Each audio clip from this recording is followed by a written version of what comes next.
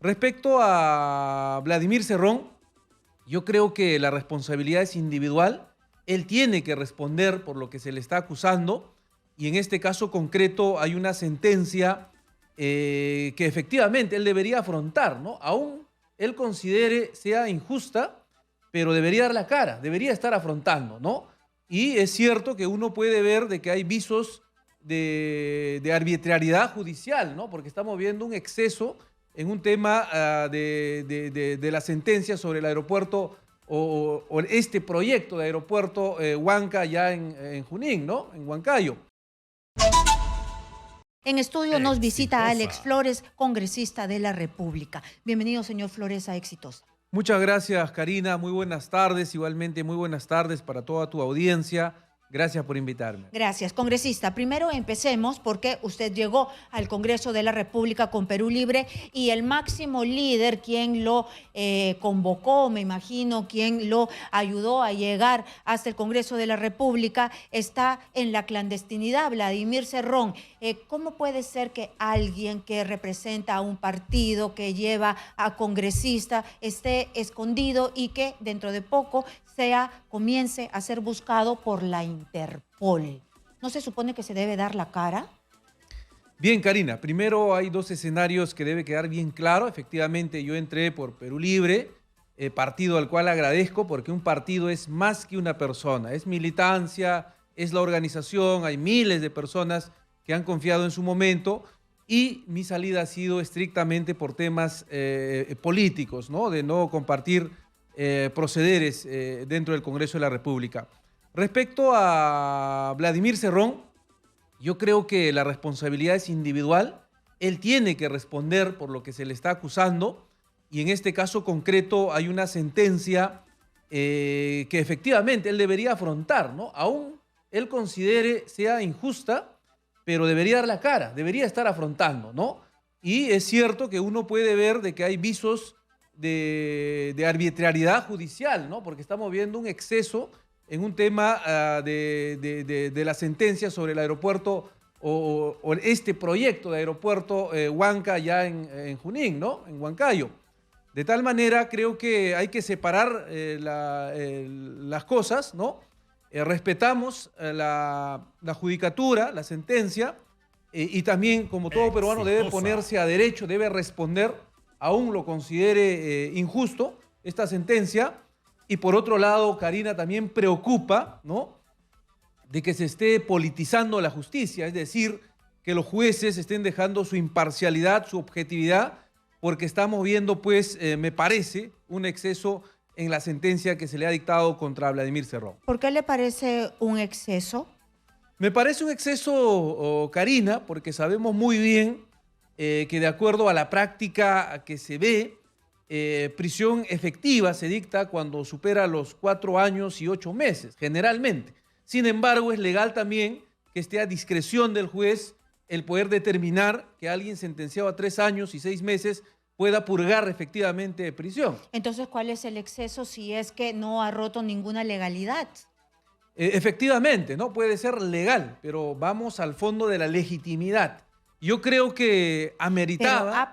ha pasado primera instancia, segunda instancia, apelación. No es solo un juez, es una sala. Hay 3 que ellos han considerado que ya se merece ir a prisión, ser inhabilitado y pagar reparación civil. ¿Por qué? Porque en contra de todos los estudios, expertos e instituciones, no se debía hacer un aeródromo donde él pretendía hacerlo. Es decir, firmó un contrato en contra de todos.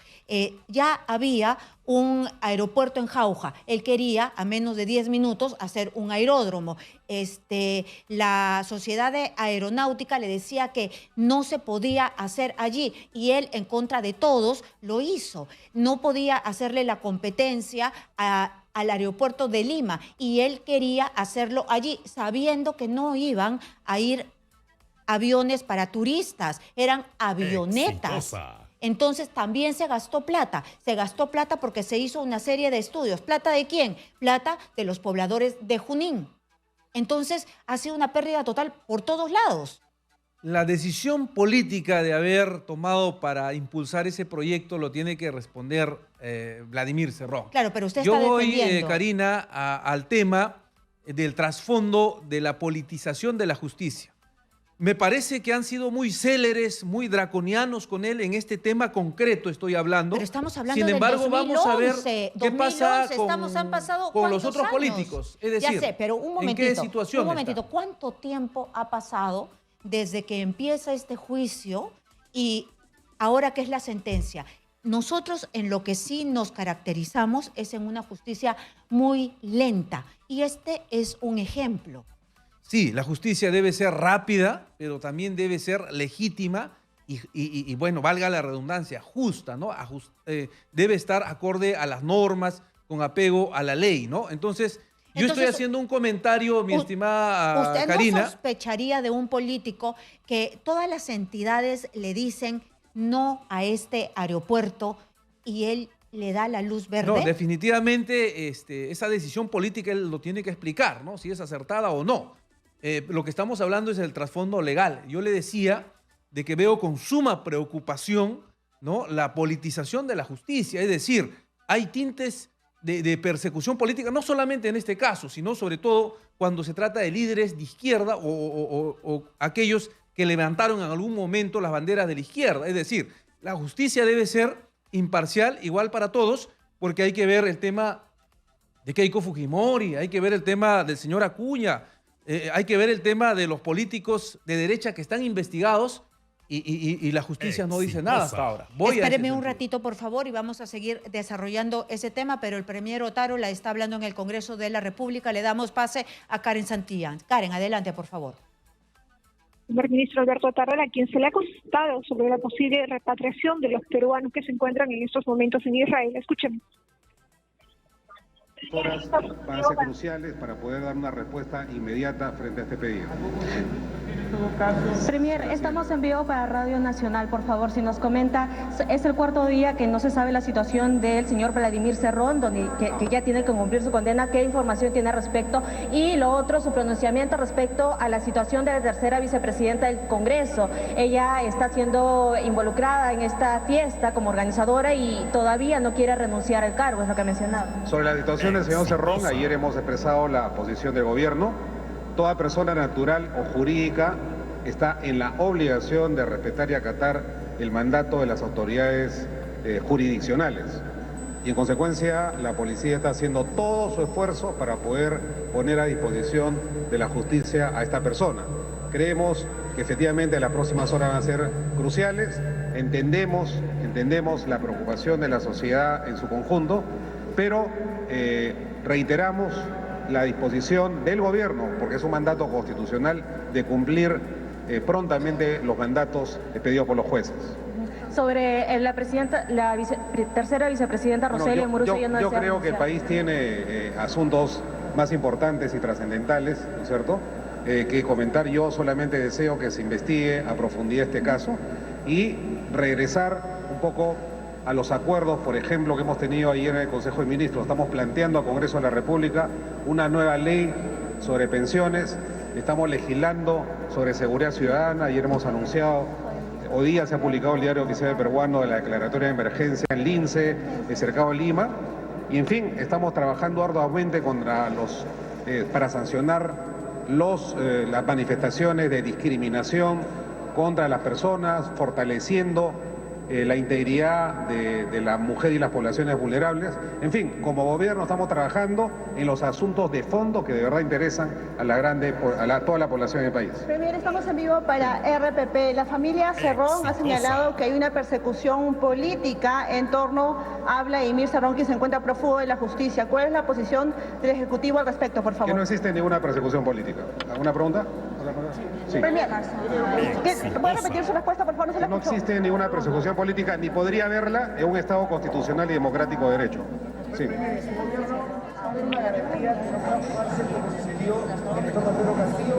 La policía está haciendo su trabajo y espero tener noticias importantes en las próximas horas. Muchísimas gracias, buenos días. Entonces es lo que ha dicho el premier Alberto Otárola. la familia Cerrón ha dicho que hay persecución política contra Cerrón. No hay persecución política, punto. Fue lo que dijo y listo.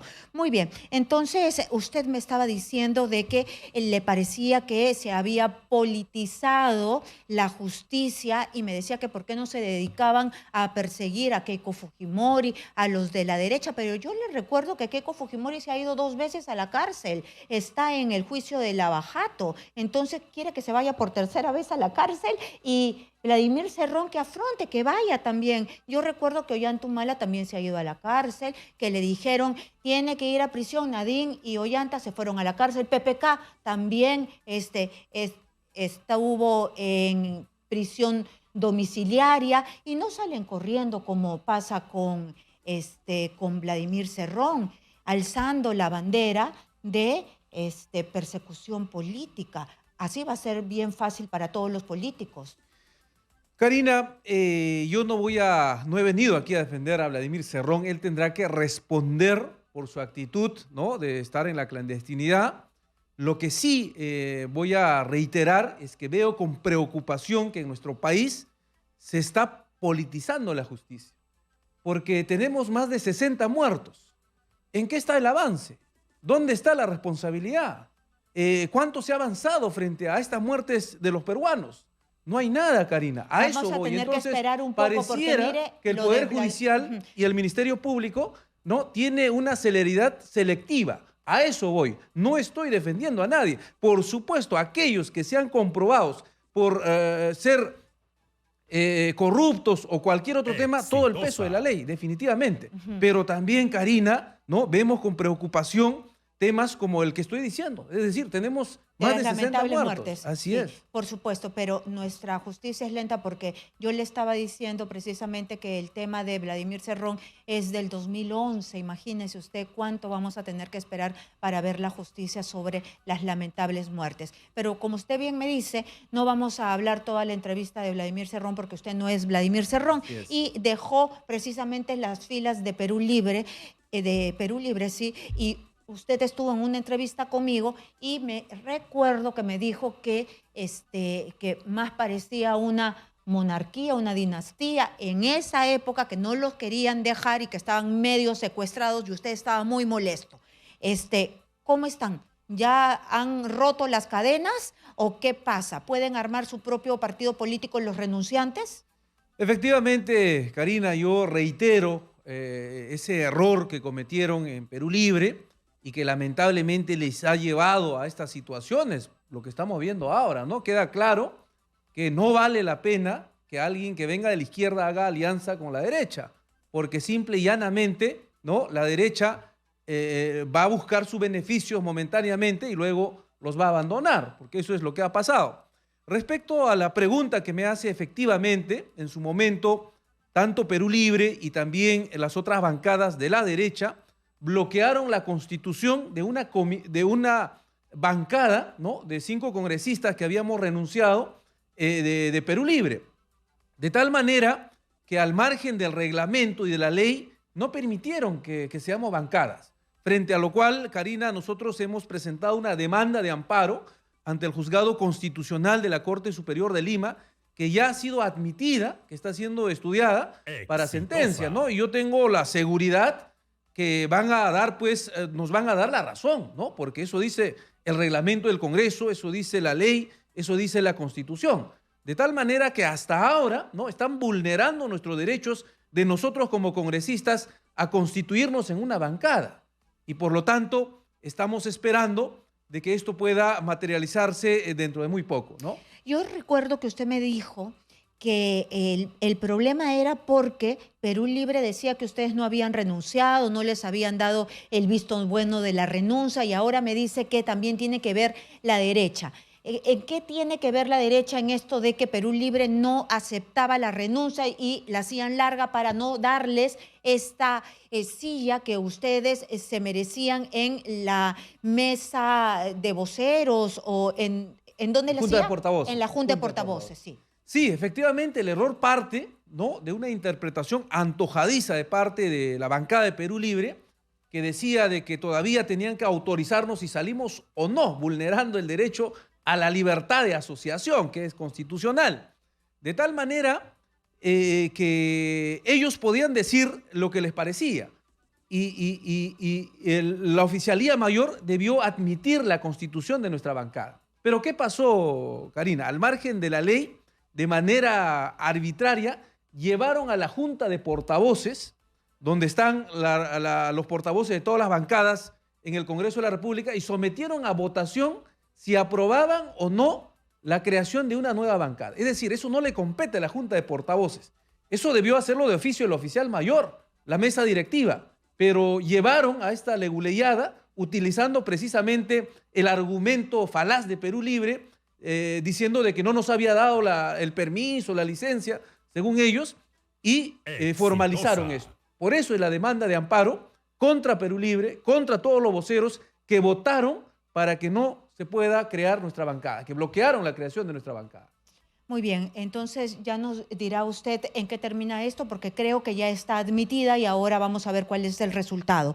Y hablando, entre otros temas del Congreso de la República, que siempre nos trae malas noticias, lamentablemente, el tema de la señora Amurús. La señora Amurús debería ser cesada, censurada del cargo, debe salir de la mesa directiva por todo el escándalo y sobre todo porque se ve que hay contrataciones sospechosas que tienen que ver con su pareja.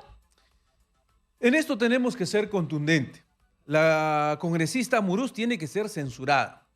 Primero, por haber faltado éticamente, ¿no?, en un momento sensible por el fallecimiento del primer vicepresidente, ¿no?, no guardar pues las formas. Es cierto que legalmente ella puede hacer lo que le plazca, ¿no?, lo que ella quiera, pero éticamente creo que hay que guardar las formas y la colega debe entender que ella representa a los 130 congresistas, es vicepresidente de uno de los poderes del Estado y creo que tiene que guardar ciertas formas desde el punto de vista ético y moral y no lo ha hecho.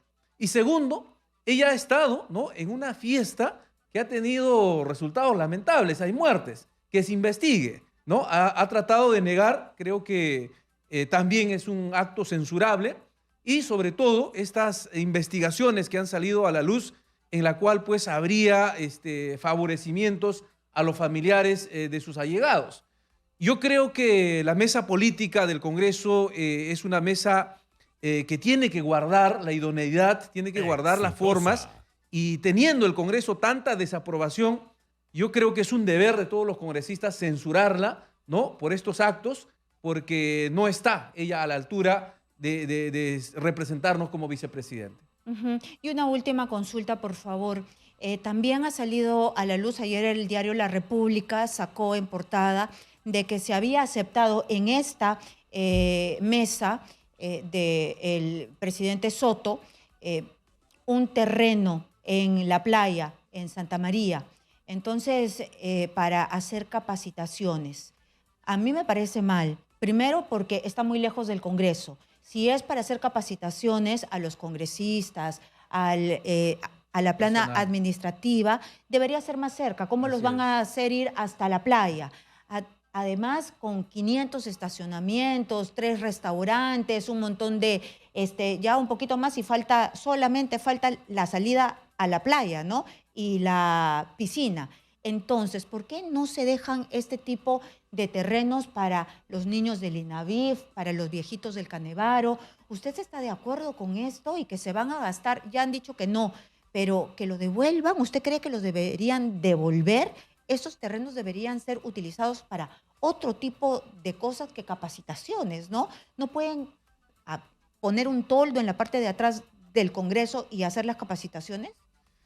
Sí, yo creo que tiene que haber un sinceramiento en esta información de parte de la mesa directiva. Efectivamente llama muchísimo la atención, ¿no?, de que pretendan hacer locales cerca al mar, ¿no? Esto ya parece un lugar de esparcimiento, de recreo. De tal manera que no está muy bien. Por el contrario, habría que fortalecer estas capacitaciones cerca al Congreso. Y yo comparto con lo que ha dicho usted plenamente, de que estos terrenos deberían ser destinados a otros actos o para otros hechos más sociales, ¿no? De tal manera que el Congreso creo que tiene que mostrar mayor seriedad en este caso es necesario las capacitaciones, pero eso tiene que darse pues en lugares apropiados, ¿no? No necesariamente al lado del mar. De tal manera que yo no estoy de acuerdo con esta decisión. Es cierto que ha trascendido esta noticia, vamos a pedir mayor información, tiene que haber un sinceramiento en esto, y yo creo que lo que se debe hacer en el Congreso en estos momentos es trabajar para recuperar la confianza de la población y sobre todo en leyes que favorezcan frente a una situación crítica que estamos viviendo, Karina, donde nadie habla o nadie dice nada, ¿no? Los precios de la canasta básica familiar están por los cielos, ¿no? La población mayoritaria no tiene capacidad ya de poder sustentar la familia. Estamos frente a una crisis política de inseguridad ciudadana. No ha funcionado de nada los estados de emergencia, es decir, la criminalidad continúa galopante y tenemos una presidenta de la República que parece que vive en un mundo paralelo, porque en vez de enfrentar estas crisis urgentes en nuestro país, pretende irse a otro país, ¿no? En este caso salir fuera de nuestro país. Yo creo que el Congreso de la República tiene que tener y tomar mayor seriedad en esto y empezar a trabajar para poder solucionar estos grandes problemas. Muchas gracias por A haber usted. venido hasta aquí, Alex Flores, congresista de la República por Ayacucho, que ha tocado varios temas con nosotros y sobre todo analizando también el tema de la subida de precio, de la inestabilidad política y por qué Dina Boluarte se tiene que ir del país justo cuando se le necesita para que gobierne, o es tan imprescindible que ni para eso se le necesita. Gran pregunta, ¿no?